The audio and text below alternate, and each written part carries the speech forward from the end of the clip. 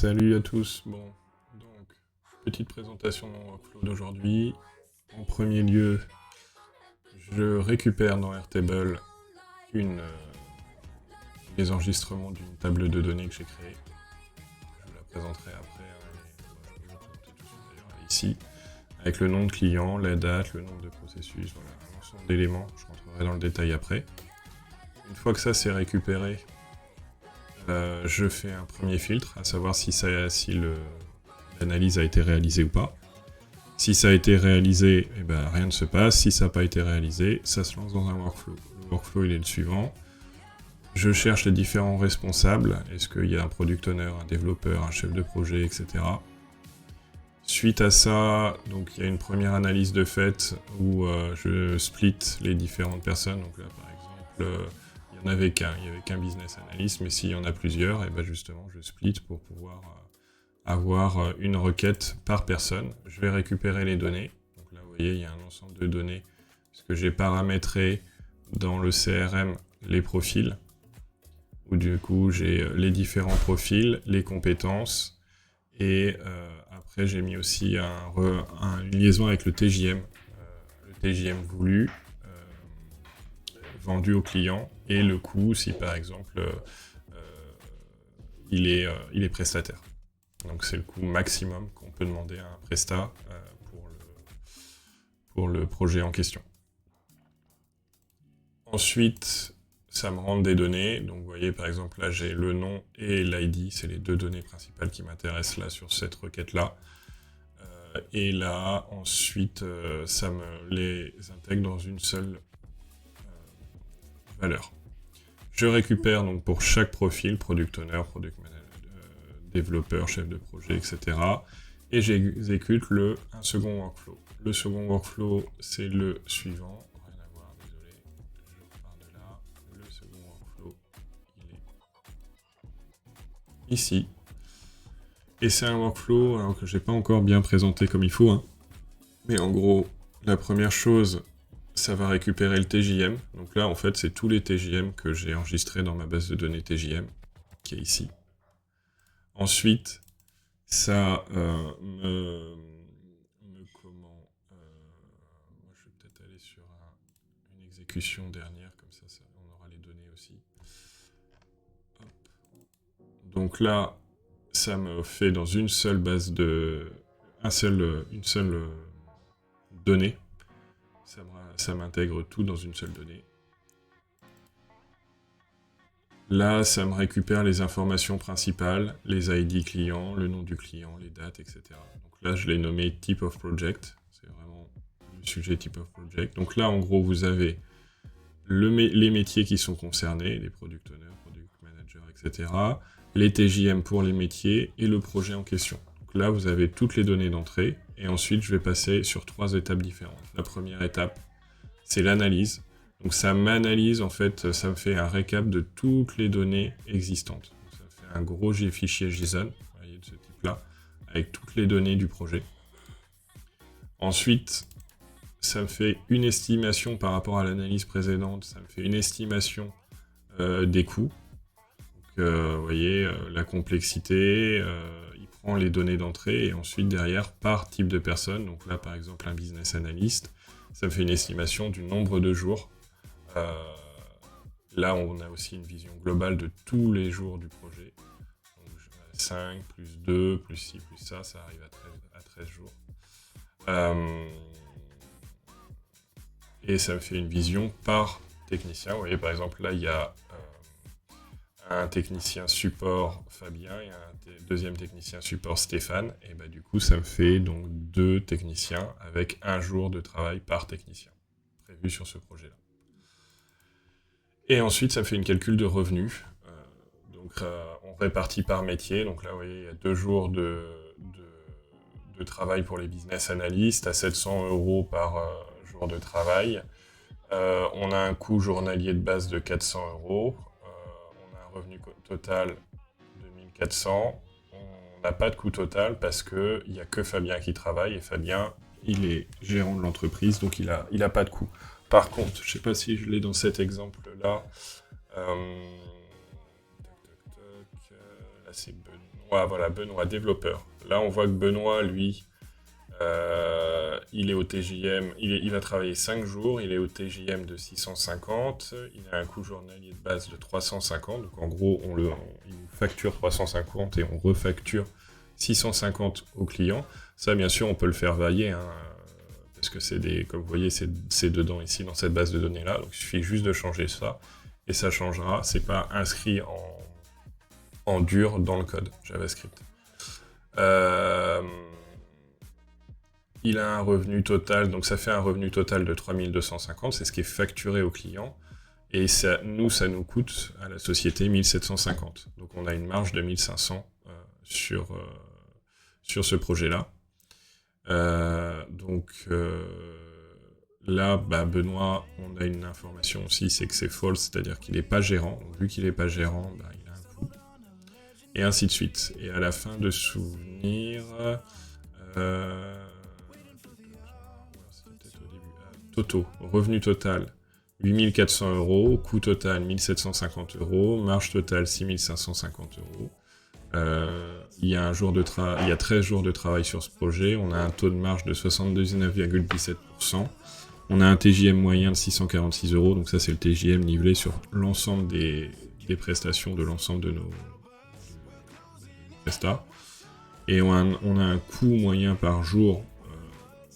En gros, c'est ce que va nous coûter le projet par jour. Donc, il faut qu'on ait une avance de trésorerie de ça pour pouvoir gérer le projet, de 135 €. On a un nombre de gérants impliqués de 2. On a un pourcentage jour gérant d'environ 61,54%. Ça, faudra que je revienne dessus. Je me souviens plus trop pourquoi j'avais mis ça en place.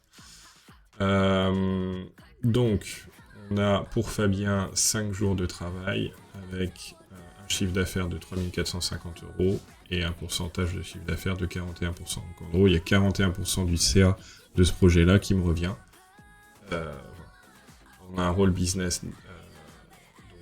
Moi, là, après, il y a un descriptif des rôles. Moi, je serai business analyst pendant 2 jours à 1400 €. Je serai aussi... il doit y avoir une erreur là-dessus. C'est pas business analyst. Là, après, ça doit être... je regarde ça, il y a une petite erreur là dans ce code. Mais bon, je m'en sers pas trop de cette partie-là. Elle est là, elle a le mérite d'être là. Il faudra que je remette à jour. Et après, j'ai Stéphane. Et puis Stéphane, lui, il a donc 3 jours à 1700 pour 1700 € de chiffre d'affaires.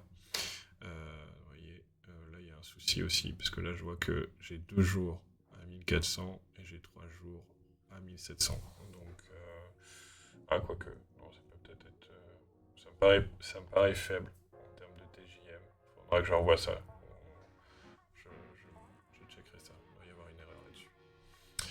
Voilà, en tout cas, ça peut dispatcher, mais vraiment le sujet de fond, il est ici, c'est-à-dire qu'après, nous on se fait notre dispatch en interne, ce qui est le vrai sujet, c'est est-ce que le projet est tenable, rentable ou pas.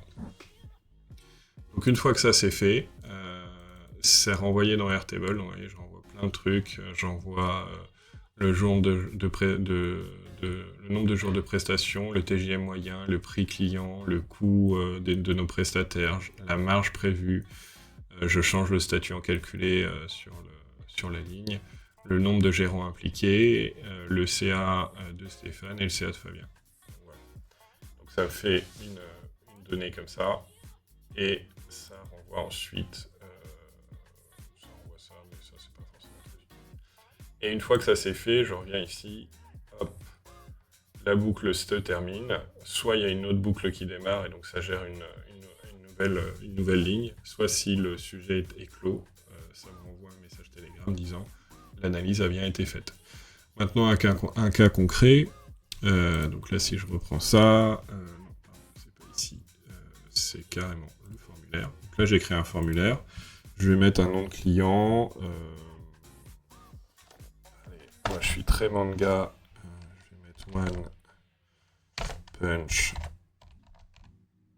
Man. Le projet, il doit avoir lieu le 29 mai. Le nombre de processus, on a 3 processus à faire. On a une complexité, allez, on va dire moyenne. On a une intégration technique simple, mais par contre, on va avoir un nombre de personnes à former de 12 personnes. Donc, ça complexifie un peu le sujet. Il y a un besoin de support. Le chef de projet, ça sera Fabien. Peut-être d'ailleurs, on aura qu'un seul. Le formateur, ça sera Fabien et Stéphane. Et aussi, allez, on va mettre une troisième personne, on va mettre Éléonore. Il y aura un support fait par Benoît. Il n'y aura que Benoît dans le support. Le product owner, ça sera Fabien. Et le développeur, ça sera Benoît. Voilà. Et en support, je mettrai aussi Stéphane. Le business analyst, c'est Fabien. Et j'envoie. Donc une fois que... Donc là, je peux renvoyer un autre formulaire. Donc là, on voit que le technicien... Pardon. Ici. Le One Punch Man, le client est arrivé. Qu'on a tous les éléments d'entrée déjà. Et donc nous, ce qui va nous intéresser, c'est toute cette partie-là. C'est d'avoir tous ces chiffres-là qui arrivent. Plus la dernière partie ici, pardon. Ici, ces chiffres-là. D'ailleurs, je vais faire ça comme ça. Donc là, vous voyez, pour l'instant, on n'a rien. Donc là, je vais lancer le workflow. C'est parti. Il y a le responsable business analyst, le responsable PO, voilà, tout est en train d'arriver ici. Là, c'est en train d'être envoyé à cette partie-là. Donc là, vous voyez, c'est déjà rempli. Ça allait super vite. Donc là, on voit que ça tourne parce qu'il y a un petit délai de latence, mais en fait, l'action a déjà eu lieu. Donc on va attendre quelques secondes. Voilà, là je viens de recevoir un message. Le traitement pour le client est fait. Tu peux retrouver le devis sur Airtable. J'ai une petite faute là que je mettrai à jour. Je vais mettre tout de suite à jour. Le traitement... il n'a pas pris le... Pourquoi tu n'as pas pris...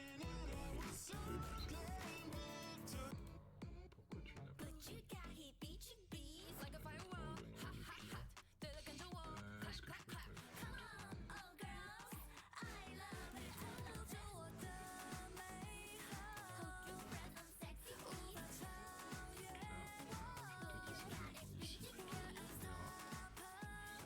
C'est...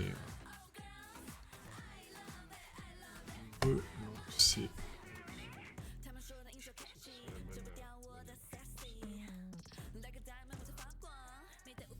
Voilà, donc le sujet, c'était pour vous présenter le travail. Donc là, vous voyez qu'en retour, j'ai bien un TJM moyen de... J'ai bien un nombre de jours de prestation, 19, un TJM moyen de 645, un prix client vente de 12 250 €, un coût de prestation de 2 950 €. Parce que j'ai des prestats, parce que j'ai Éléonore, j'ai Benoît qui travaille dessus, qui sont des prestats. J'ai une marge à 75%, un nombre de gérants impliqués qui est de 2, avec un CA pour Stéphane de 1700, ce qui paraît plutôt logique, puisque Stéphane travaille au support, et c'est tout.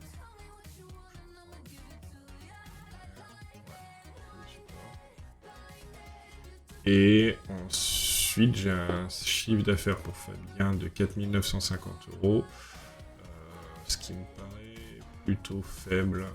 Je pense que j'ai cette partie-là encore à retravailler pour qu'il y ait un bon dispatchage. Ça vous donne déjà une première version de ce que pourrait donner la création. Et donc ensuite, derrière, une fois que ça sera fait, pardon, c'est pas fini. Normalement, sauf erreur de ma part, j'ai aussi un dernier élément qu'il faut que je vous montre. Hop. Donc du coup, j'ai un dernier élément à vous présenter. C'est ici dans... Je vais juste me reconnecter.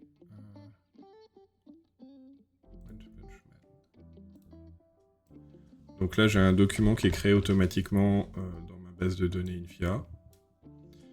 Et donc là, dedans... Si vous regardez, j'ai un petit travail à faire, parce que là, il met ça comme ça. Donc là, on retrouve la date du 29 mai. Et donc, j'ai différents chiffrages, etc.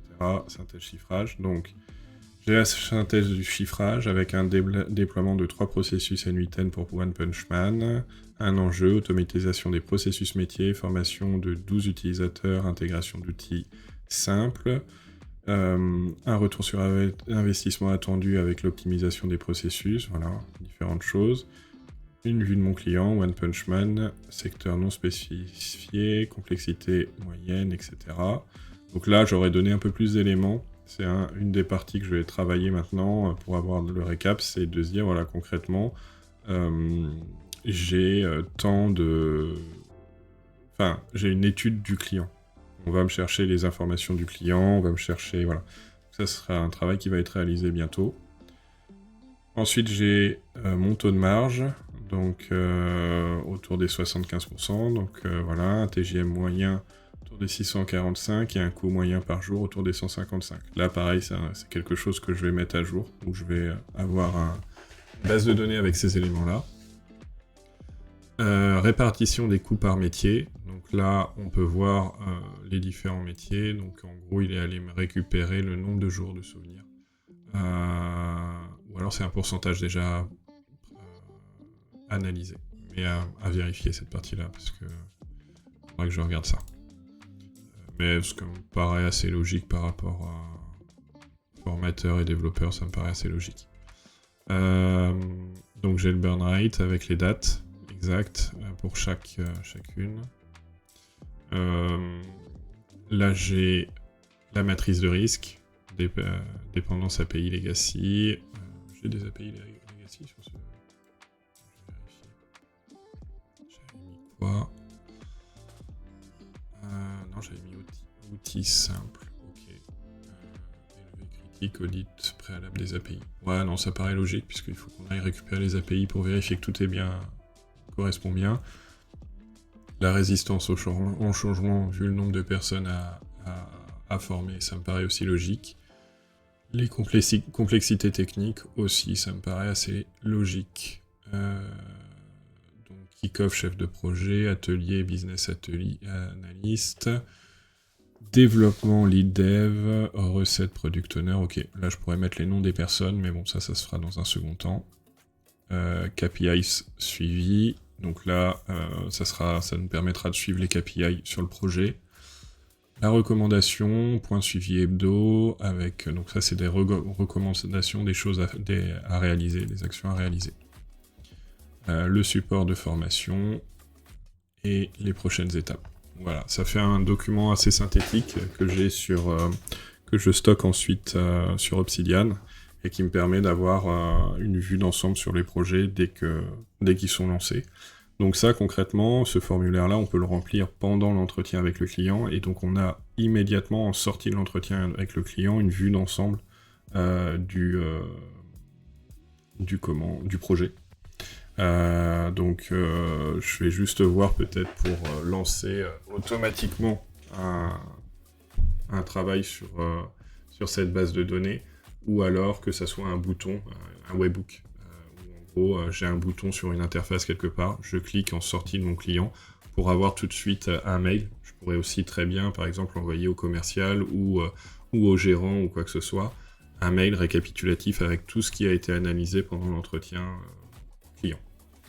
Donc voilà, c'est la démarche en fait de chiffrage et d'analyse du projet client. Bien sûr, il y a un humain, à un moment donné, qui check, qui vérifie, et qui se dit, bon bah concrètement, ça tient la route, ou ça tient pas du tout la route. Si ça tient la route, bah go, on peut lancer le projet. Bien sûr, ça peut être aussi potentiellement envoyé au chef de projet ou au développeur qui va être en charge du projet pour lui dire, bon, bah, est-ce que tu peux me donner le go là-dessus? Voici les différents points qui ont été identifiés pour la réalisation de ce projet. Est-ce que le chiffrage te paraît correct? Est-ce que le nombre de jours te paraît correct? Si oui, bah on s'arrête là. Sinon, donne-moi ton nombre de jours. Voici le formulaire pour que tu modifies le nombre de jours. Et si il remplit le formulaire, et bah ça met une modification sur cette base de données. Et ça peut très bien relancer l'analyse avec les nouvelles données apportées. Voilà, allez, à bientôt.